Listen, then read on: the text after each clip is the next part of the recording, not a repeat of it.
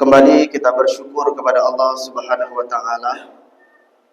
Pada pagi hari ini Allah Subhanahu wa taala masih memberikan kita kesempatan, masih memberikan kita kesehatan. Dengan kesempatan itulah kita bisa melaksanakan segala perintah Allah Subhanahu wa taala. Kita bisa melaksanakan semua amalan-amalan di bulan Ramadan. Bapak dan Ibu, jika tidak nikmat kesempatan itu diberikan kepada kita, yakin dan percayalah, banyak saudara-saudara kita yang hari ini mereka terbaring di rumah sakit. Mereka berharap ketika memasuki bulan suci Ramadan, mereka diberikan kesehatan, mereka diberikan kesempatan oleh Allah Subhanahu wa taala. Ada juga mungkin di antara kita Bapak dan Ibu yang hari ini, yang biasanya di tahun kemarin ada seorang suami yang salat subuh berjamaah datang ke masjid bersama istrinya. Seorang istri datang bersama suaminya ke masjid. Seorang ibu, seorang ayah datang bersama anak-anaknya. Tapi Allah tidak memberikan kesempatan. Sebelum memasuki bulan suci Ramadan, mungkin ada suami kita yang dipanggil oleh Allah Subhanahu wa taala. Istri kita dipanggil Allah Subhanahu wa taala. Maka kesempatan indah yang harus kita manfaatkan. Dengan kesempatan, dengan kesehatan, maka kita syukuri. Kita ucapkan alhamdulillahirabbil alamin. Semoga kesehatan dan kesempatan ini senantiasa diberikan oleh Allah Subhanahu wa taala agar kita bisa melaksanakan salat berjamaah di masjid, melaksanakan salat tarawih, melaksanakan ibadah-ibadah yang lain yang diperintahkan oleh Allah Subhanahu wa taala. Salawat beriring salam tidak lupa pula kita kirimkan, semoga tersampaikan kepada pimpinan umat Islam sedunia yang telah membawa kita dari zaman kebodohan, zaman jahiliyah, zaman kegelapan hingga zaman yang terang menderang yang seperti kita rasakan hari ini. Kita bisa membedakan Bapak dan Ibu jamaah yang dirahmati Allah Subhanahu wa taala, mana jalan menuju surga dan mana jalan yang akan memasukkan kita ke dalam nerakanya Allah Subhanahu wa taala. Hadirin jamaah salat subuh yang dirahmati oleh Allah Subhanahu wa taala. Kalau bicara subuh, maka kita teringat ada satu kisah Bapak dan Ibu.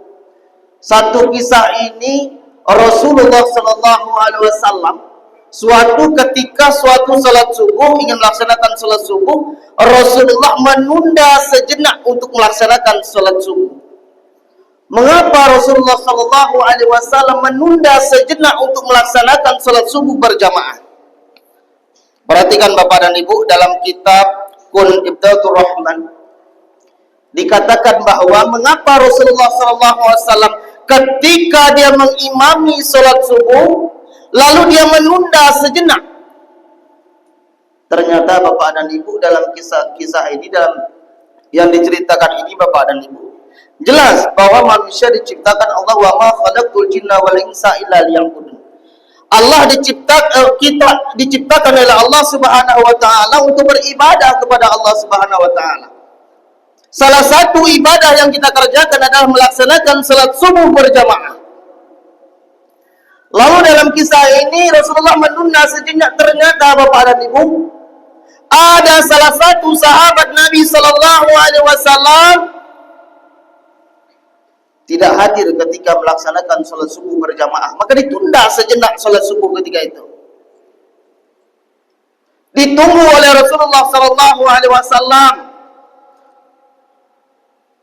karena waktu subuh akan habis, maka Rasulullah tetap melaksanakan salat subuh berjamaah.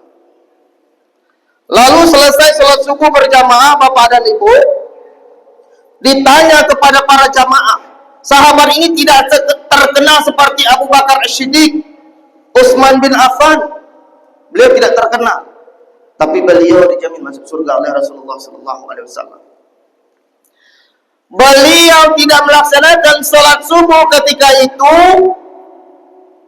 Ternyata apa Bapak dan Ibu? Sepanjang hidupnya beliau tidak pernah meninggalkan salat subuh berjamaah, salat 5 waktu berjamaah. Tapi ketika dia meninggalkan salat subuh berjamaah, ada satu pemutusnya, yaitu maut. Beliau meninggalkan salat berjamaah itu ketika beliau dipanggil oleh Allah Subhanahu wa taala, kullu nafsin dha'iqatul maut. Setiap kita pasti akan merasakan yang namanya kematian.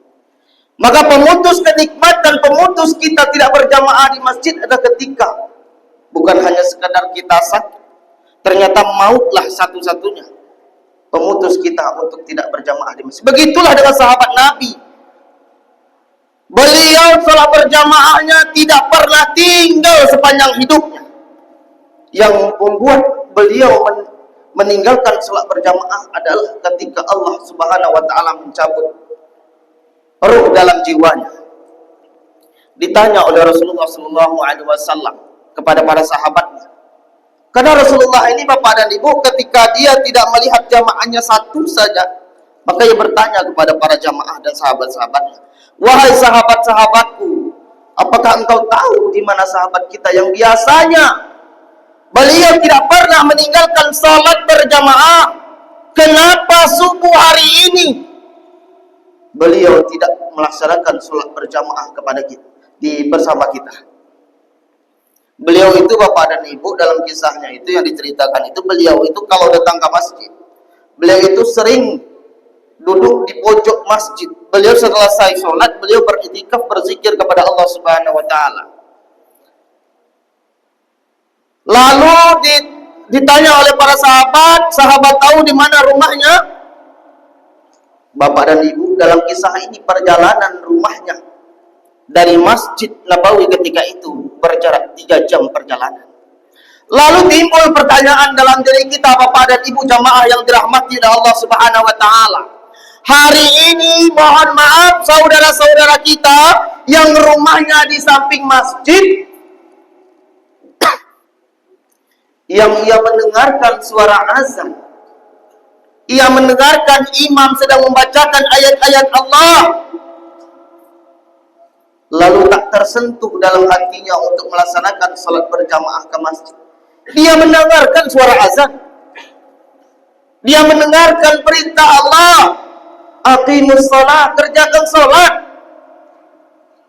Tapi banyak saudara-saudara kita yang hari ini tak tersentuh hatinya mendengarkan suara azan, tak tersentuh ketika imam membaca ayat-ayat Allah. Mereka sibuk dengan dunianya. Maka mohon maaf bapak dan ibu, banyak saudara kita, dia tetanggaan dengan masjid, suara azan duduk di depan rumahnya sambil merokok, tanpa tersentuh hatinya untuk berangkat melangkahkan kakinya ke masjid. Sahabat ini 3 jam perjalanan, tapi beliau tak pernah meninggalkan sholat berjamaah di masjid. Maka kemuliaan-kemuliaan bulan suci Ramadan itu harus kita manfaatkan. Jangan di malam pertama, kedua, dan ketiga masih teramai dengan jamaahnya. Sholat 5 waktu ramai, apalagi sholat tarawih, sholat subuh. Masuk malam-malam selanjutnya, jamaah kita mulai hilang satu persatu. Sesampainya Rasulullah SAW melakukan 3 jam perjalanan ke rumah sahabat Nabi ini, lalu diketuklah pintu oleh Rasulullah SAW, dibuka oleh seorang wanita. Ternyata wanita ini adalah istri dari sahabat Nabi yang tidak hadir ketika itu. Ditanyakan oleh Rasulullah SAW, mengapa sahabat kami ini tidak hadir? Sya'ban radhiyallahu anhu, kenapa tidak hadir sahabat kami ini, wahai perempuan? Lalu dengan menangis seorang perempuan ini berkata, wahai Rasulullah, beliau meninggalkan sholat subuh berjamaah dikarenakan Allah Subhanahu wa ta'ala telah memanggilnya untuk selama-lamanya. Tapi ada yang unik ketika beliau sakaratul maut, bapak dan ibu. Beliau mengatakan, wahai Allah, kenapa tidak lebih jauh lagi? Ternyata 3 jam perjalanan itu bapak dan ibu masih kurang baginya untuk melangkahkan kakinya ke masjid. Ternyata ketika kita sakaratul maut itu bapak dan ibu diperlihatkan kita apa saja kegiatan kita selama hidup. Kalau bapak dan ibu semasa hidupnya rajin ke masjid, rajin bersedekah, maka akan diperlihatkan kenikmatan surga yang begitu indahnya. Hari ini baru 500 meter kita melakukan perjalanan dari rumah ke masjid, tapi kita istiqomah untuk melaksanakan itu semua, maka akan diperlihatkan oleh Allah Subhanahu wa taala begitu dekatnya surga di pandangan kita ketika kita sukaratul maut. Ini kalimat yang pertama. Maka dari itu Bapak dan Ibu, nikmatilah hidup kita selagi kita masih berada di atas muka bumi ini. La in syakartum la'azidannakum wa la in kafartum inna 'adzabi lasyadid. Barang siapa yang bersyukur atas nikmatku, kata Allah, ditambah nikmat kita Bapak dan Ibu. Bersyukur kita hari ini dipertemukan dengan bulan suci Ramadan. Bukankah bulan suci Ramadan itu bulan yang penuh barokah? Bukankah bulan suci Ramadan itu adalah bulan yang penuh dengan maghfirah? Maka beruntung hari ini Bapak dan Ibu. Kenapa kita dikatakan orang-orang yang beruntung bertemu dengan bulan suci Ramadan? Jelas perintah Allah sering dibahas oleh para ustadz sebelumnya. Wahai orang-orang yang beriman, diwajibkan atas kamu berpuasa. Ternyata bulan suci Ramadan itu bulan yang istimewa. Bahkan sahabat Nabi berkata kepada Nabi, andai saja kalau tahu umat-umatku, kata Nabi, tentang kemuliaan bulan suci Ramadan itu, pastilah umat-umatku akan meminta semua bulan dari Januari sampai Desember itu bulan suci Ramadan. Kalau ada kemuliaan di bulan suci Ramadan, percaya dan yakinlah Bapak dan Ibu, setelah kita melaksanakan bulan suci Ramadan ada hadiah dari Allah Subhanahu wa taala. Apa hadiahnya? Bulan suci Ramadan bulan yang istimewa, bulan maghfirah. Man shoma Ramadan imanan wa ihtisaban ghufira lahu ma taqaddama min dzambi. Kalau ada umat-umatku yang ketika dia bertemu dengan bulan suci Ramadan, lalu dia melaksanakan ibadah-ibadah di bulan suci Ramadan, dia melaksanakan puasa di bulan suci Ramadan dengan keimanan dalam hatinya. Iman itu apa Bapak dan Ibu? Kita percaya bahwa Allah lah satu-satunya yang maha menciptakan, bahwa Allah lah yang satu-satunya yang maha pengampun, bahwa Allah lah yang satu-satunya yang maha melihat. Yakin kita, percaya kita, beriman kita kepada Allah, lalu kita mengharapkan ridho Allah Subhanahu wa taala. Nabi mengatakan dosa-dosa kita akan diampuni oleh Allah Subhanahu wa taala. Maka kemuliaan bulan suci Ramadan itu luar biasa Bapak dan Ibu. Maka kerjakanlah amalan-amalan yang baik. Apa amalan-amalan baik yang dirindukan surga?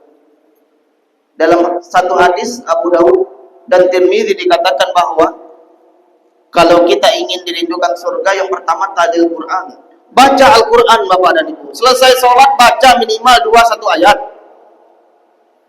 Ajak anak-anak kita generasi muda jangan sibuk bermain HP. Jangan sibuk dengan permainan game.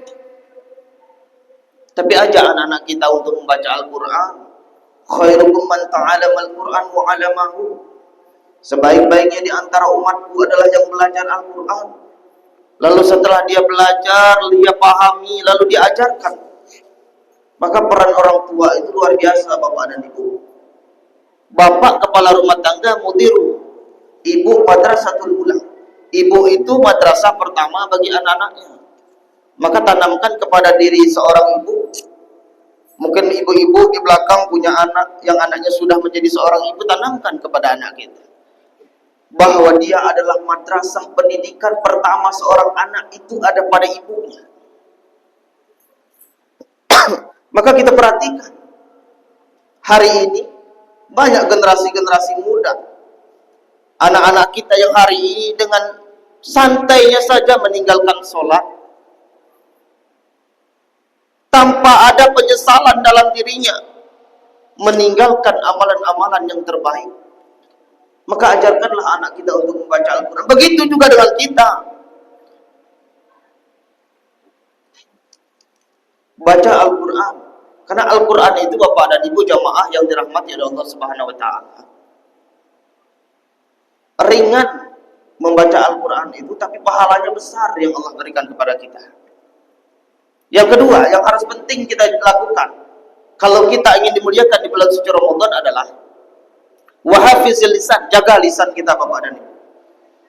Maka puasa itu bukan hanya menahan haus dan lapar, tapi bagaimana kita bisa menahan lisan kita.